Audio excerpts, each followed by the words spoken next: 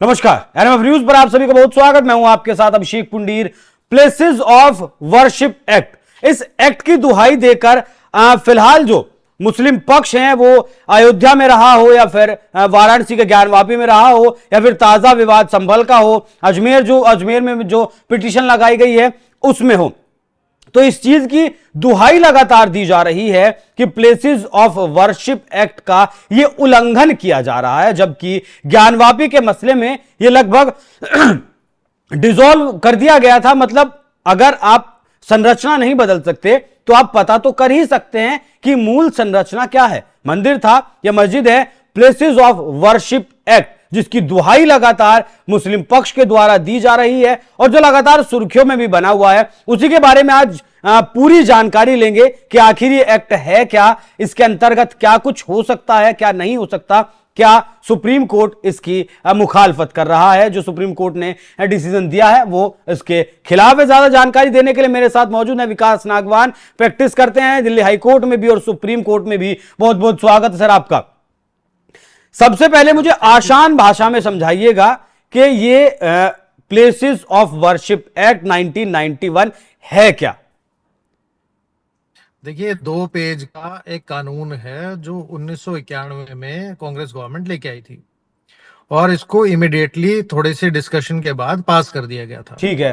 और ये कि 15 अगस्त 1947 के टाइम पे किसी भी प्लेसेस ऑफ वर्शिप यानी कि कोई भी धार्मिक स्थल, चाहे वो मंदिर हो, मस्जिद हो, गुरुद्वारा हो या कोई और चर्च हो, उसकी जो यथास्थिति 15 अगस्त 1947 को थी वो ही बनी रहेगी।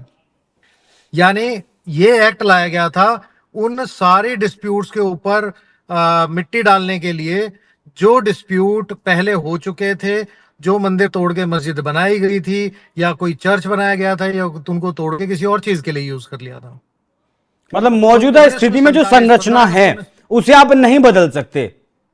तो सवाल यहां सर ये उठता है कि 47 से पहले तक जो संरचना थी उसी संरचना में वो रहेगा।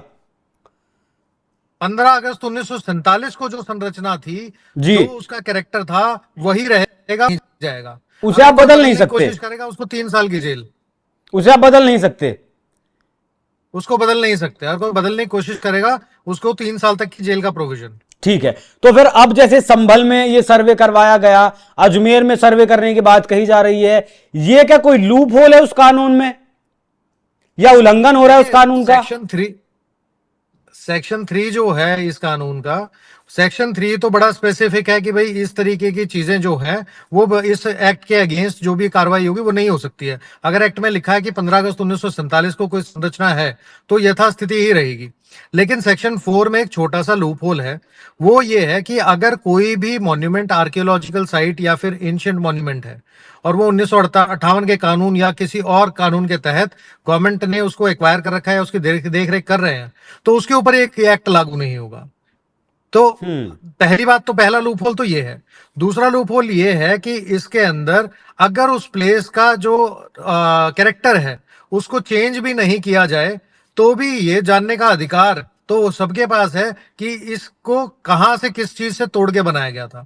इसके बारे में इस कानून के अंदर कोई बात नहीं है। 2 पेज का एक्ट है जो 1991 से लेकर आज तक एक बहुत बड़ी प्रॉब्लम बना हुआ है।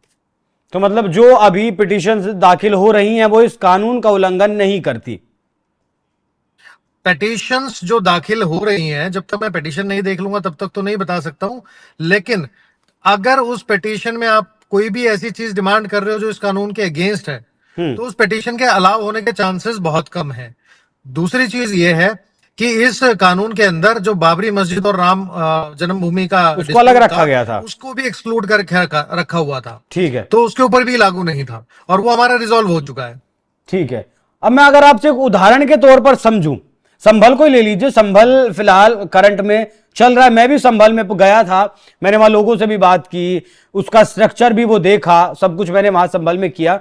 तो मुझे ये बताइए 1920 से एएसआई के अंडर है संभल का जो फिलहाल मस्जिद है, वहां ये एक्ट लागू नहीं होता।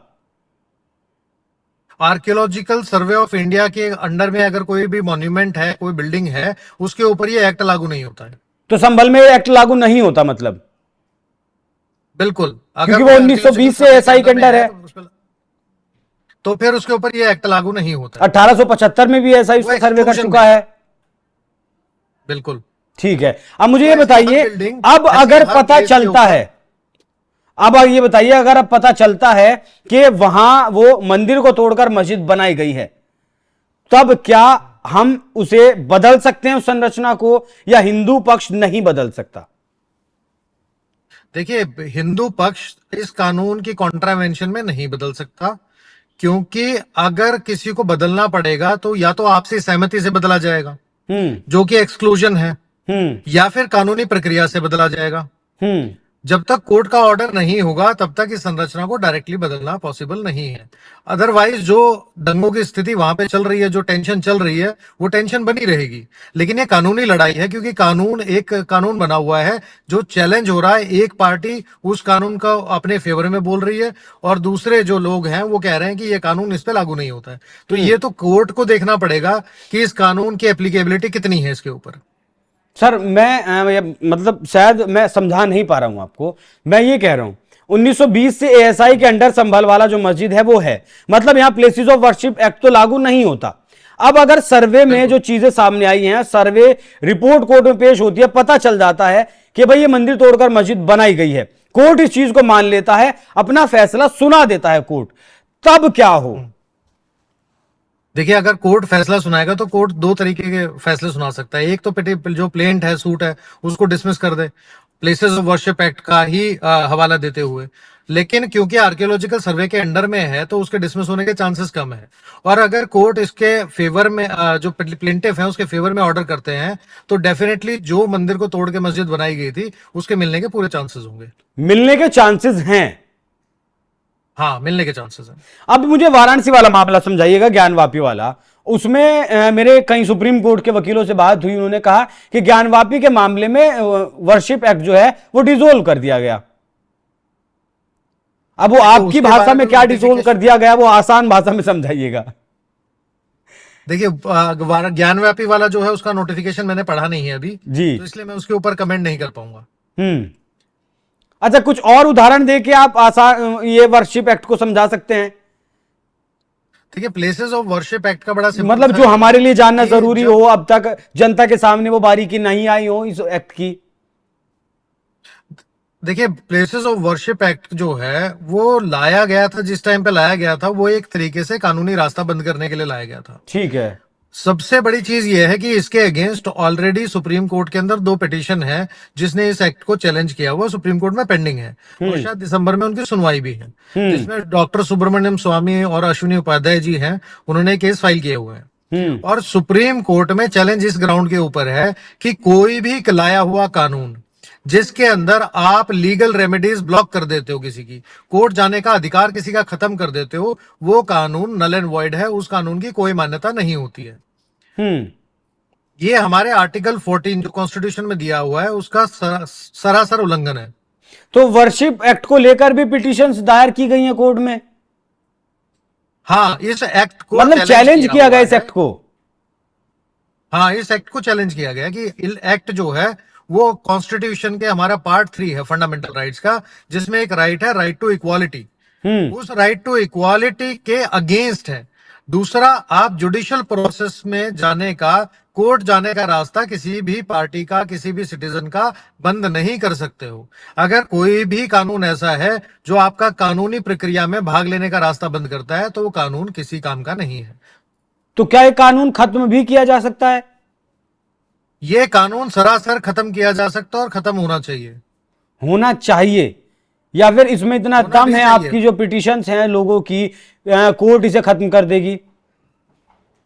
कोर्ट देखिए, अब मैं आपको बता रहा हूं कि ये तो बेसिक फंडामेंटल राइट है, उन्हीं का उल्लंघन कर रहा है एक्ट। आप उसका उल्लंघन कर रहे हो। एक प्रोसेस, आपने एक रास्ता जो बंद कर दिया जुडिशियल प्रोसेस में पार्टिसिपेट करने का, कोर्ट में जाके अपनी अर्जी दाखिल करने का रास्ता बंद करने की अगर आप बात कर रहे हो, वो कानून किसी लायक नहीं है। दूसरा, 1947 का जो यथास्थिति बनाने की इन्होंने बात की थी, वो एक रैंडम डेट इन्होंने सोच ली कि जिस दिन देश आजाद हुआ हम उस दिन का मान के चलेंगे।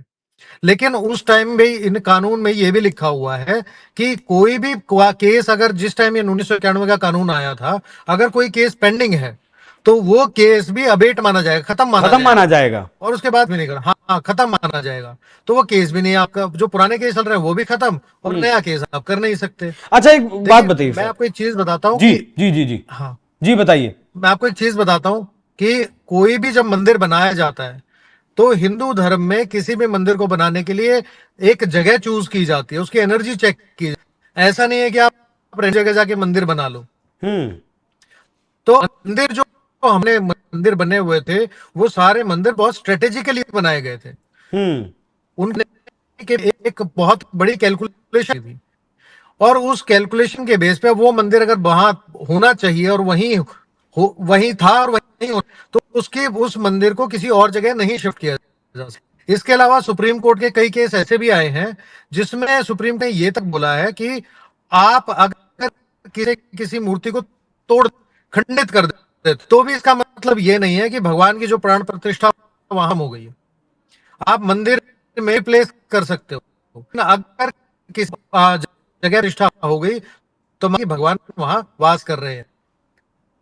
ठीक है सर, मैं आपसे एक चीज और समझना चाहूंगा कि अगर कोर्ट इस कानून को खत्म नहीं करती है, जैसा आपने कहा कि हमारे फंडामेंटल राइट्स का ये उल्लंघन है, कोर्ट इस कानून को खत्म नहीं करती है, तो क्या सरकार इसे कोई विधेयक लाकर या खत्म कर सकती है? और उसके बाद अगर सरकार खत्म कर देती है तो फिर क्या इसे कोर्ट में चुनौती दी जा सकती है? देखिए, पहली बात तो यह है कि सरकार को अब तक खत्म कर देना चाहिए था। सरकार हाथ पे हाथ धरे क्यों बैठी हुई है? आप पूर्ण बहुमत में हो, आप मेजोरिटी में हो, आप देख रहे हो कि कितनी एट्रोसिटीज हुई हैं। सब लोग ये बात बता रहे हैं, हम ये बात बता रही है, और उसके बाद भी इस तरह के ऊपर आप चर्चा भी नहीं कर रहे हो। उसको अंदर वो कोई विधेयक या कोई रिपीलमेंट ला के उसको हटा देना चाहिए। और सरकार के पास पावर है, क्योंकि ये सेंट्रल कानून है। पार्लियामेंट के पास पूरी अथॉरिटी है इस कानून की। जैसे धारा 370 तरीके से ये कानून जो है ये भी है। अगर पॉलिटिकल विल हो तो अगर वो सरकार इस हटा देती है तो जितने भी मंदिर के कोई और रिलीजियस स्ट्रक्चर बनाए गए थे जिनकी फाउंडेशन आज भी है, तो उनके ऊपर जो लिटिगेशन है सिर्फ वो रहेगी। चलिए, अगर मान लेंगे 0.0001% सरकार के अंदर पॉलिटिकल विल है और इसे वो खत्म कर देती है, तो क्या फिर कोर्ट में चैलेंज किया जा सकता है उसे विपक्ष के द्वारा? देखिए, हर कानून चाहे वो सही हो, उसको चैलेंज किया जा सकता है।